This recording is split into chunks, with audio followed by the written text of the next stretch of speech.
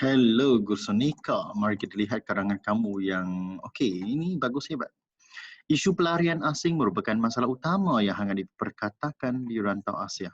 Terdapat banyak negara yang menjadi sasaran pelarian asing khususnya di Asia. Tambahan pula pelarian ini terdiri pada lelaki dan perempuan yang tidak mempunyai dokumen perjalanan yang sah dan tepat menyebabkan mereka terpaksa memasuki negara asing dengan cara yang salah di sisi undang-undang. Biasanya dari sisi undang-undang bukan di sisi undang-undang. Okey? Di sisi untuk tempat, sepatutnya dari sisi undang-undang, bermakna dari segi from the point of view in law, okay? Biasanya mereka akan mencuba untuk memasuki, mereka akan cuba untuk, jangan mencuba untuk, cuba untuk. Mereka akan cuba, tak payah untuk, okay? Cuba memasuki negara serantau seperti Malaysia, Thailand dan Singapura. Malaysia, Thailand, Singapura dan Indonesia yang semakin hari semakin maju. Hal ini dikatakan demikian kerana negara-negara ini mempunyai infrastruktur yang lengkap yang boleh meningkatkan kualiti kehidupan mereka. Kemasukan mereka juga disebabkan oleh faktor ada gula ada semut. Mereka beramai-ramai ingin ke negara asing kerana mencari kehidupan dan harapan baru di negara tersebut. Okey, kemasukan pelarian dari negara-negara serantau seperti Bangladesh, Myanmar dan Kemboja telah memberikan kesan kepada negara-negara jiran yang menjadi tumpuan dan sasaran kumpulan tersebut. Persoalannya, apakah kesan-kesan tersebut? Antara kesan utama ialah pelarian ini menyebabkan isu keselamatan negara semakin hari semakin membimbangkan rakyat. Hal ini dikatakan demikian kerana pelarian yang memasuki Malaysia kebanyakannya mempunyai latar belakang jenayah dan hal ini berupaya menggugat keamanan serta kedamaian negara kita. Sebagai contohnya, pelarian dari Bangladesh bertindak sesuka hati tanpa berfikir dengan rasional tentang kesan jenayah yang dilakukan. Ada juga yang melakukan perbuatan jenayah bunuh dan terlibat dalam kes rogol yang sememangnya memberikan kesan. Okay? Remember, memberikan kesan kepada tahap keselamatan di negara kita dan hal ini secara tidak langsung juga mencemarkan imej Malaysia.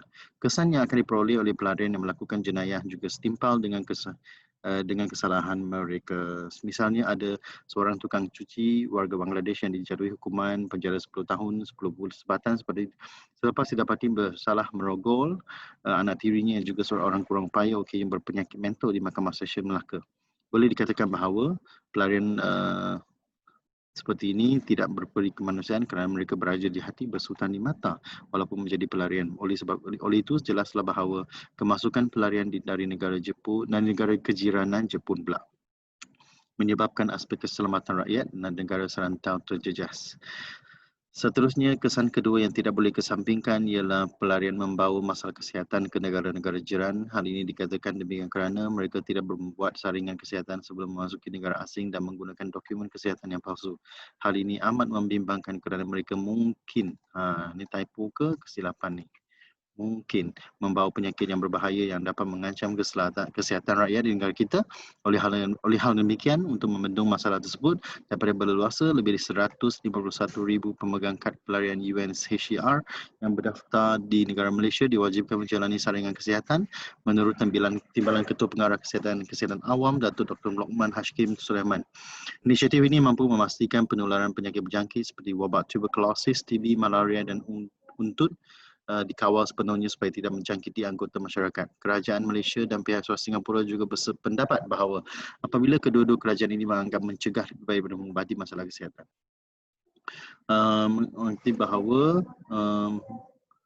kedua-dua kerajaan ini mesti mencegah ataupun sedar bahawa mencegah lebih baik daripada mengubati masalah kesihatan. Oleh itu, tegaslah bahawa masalah kesihatan dibawa oleh pelarian asing yang datang ke negara-negara serantau untuk memulakan kehidupan. Selain itu, kesan yang tidak kurang pentingnya ialah masalah perumahan haram yang dibina oleh pelarian asing negara-negara serantau. Hal ini dikatakan demikian kerana tanah lapang kerajaan dibuka luas dan pelarian-pelarian mengambil kesempatan atas hal ini dengan membina pondok dan rumah setinggan sesuka hati.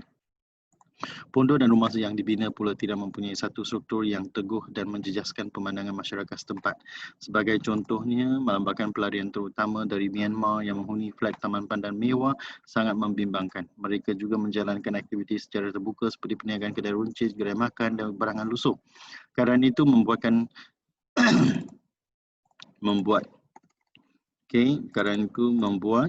kawasan ataupun orang kata menyebabkan.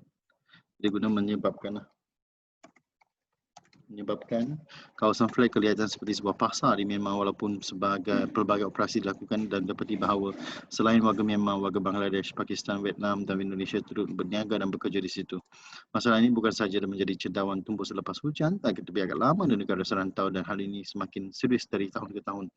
Oleh itu, sudah terang lagi bersuluh bahawa pelarian asing di negara serantau memasuki negara lalu membina kawasan perumahan yang haram dengan beraninya.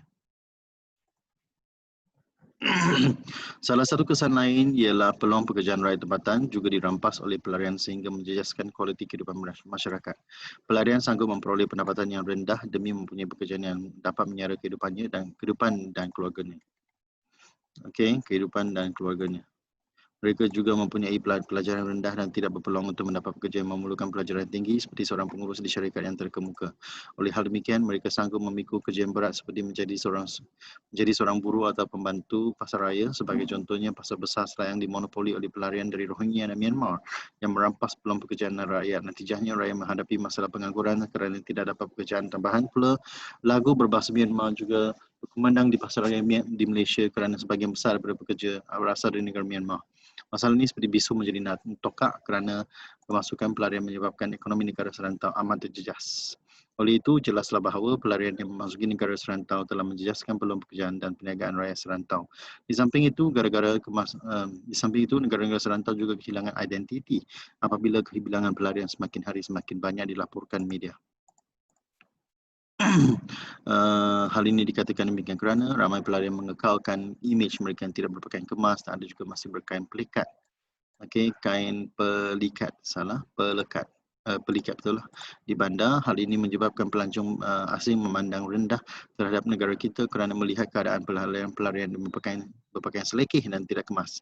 Sebagai contohnya, kerajaan Singapura dan Indonesia telah melahirkan kebimbangan terhadap kemasukan pelarian dari Bangladesh kerana kebudayaan mereka terjejas teruk. Lebih-lebih lagi, pemandangan kota maju di Singapura dicemari oleh pelarian berpelesirian. Pelarian-pelarian mencari sop nasi dan cangkir air ini menjejaskan pemandangan di kawasan tumpuan pelancong kerana mereka tidak mengetahui etika pemakaian dan peraturan di negara asing. Hal ini secara tidak langsung mampu mencemarkan imej negara sebagai negara yang maju. Oleh itu, tidak boleh dipertikaikan lagi bahawa identiti sebuah negara di rantau ini terjejas oleh kemasukan pelarian asing yang tidak terkawal dan semakin serius. Konklusinya, isu pelarian merupakan satu isu sejagat. Terdapat pelbagai kawasan di rantau Asia yang terjejas teruk oleh kemasukan pelarian yang semakin banyak. Oleh hal demikian, pemimpin di negara serantau haruslah bertindak tegas menghantar pelarian pulang ke negara mereka demi keselamatan masyarakat dan negara masing-masing. Dengan ini, sudah tentu kedamaian di negara serantau akan kembali pulih, tambahan pula imej dan budaya serantau tidak akan terjejas dan tercemar. Masalah pelarian mesti diatasi tanpa sikap hangat-hangat tai ayam. Semua pihak haruslah sedar dan berganding bahu serta bekerjasama untuk menangani masalah ini. Semua pintu masuk negara seperti lapangan terbang, sempadan dan pelabuhan perlu dikawal ketat oleh pihak berkuasa. Pengawasan ketat ini amat penting untuk menyekat kemasukan pelarian dari negara asing yang menggunakan pelbagai taktik yang licik untuk memasuki negara kita. Tuntasnya, masalah pelarian menjejaskan keharmonian negara dan semua pihak mestilah serius mengatasi masalah pelarian di negara serantau. Bagus, cikgu berikan 86/100 markah kepada kamu, Gusonika. Cikgu nampak kematangan dan kegigihan, kesungguhan kamu menulis karangan ini. I've seen a very impressive result in this essay. The smooth of the sentences and also dia punya joins of paragraphs and paragraph is also very great. Okay, good luck Prosonika. You have done so much better compared to the first lesson we had.